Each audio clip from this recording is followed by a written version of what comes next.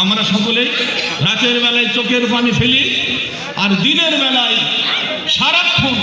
কিভাবে vote collection করা লাগবে, কার হাতে ধরা লাগবে, কার পায়ে ধরা লাগবে, কাকে আদর করা লাগবে, কাকে অনুরোধ করা লাগবে,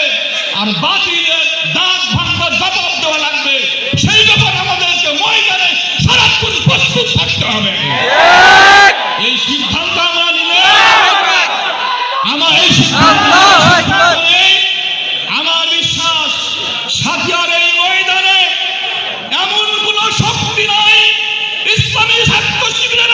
চ্যালেঞ্জ পূরণ করতে পারে।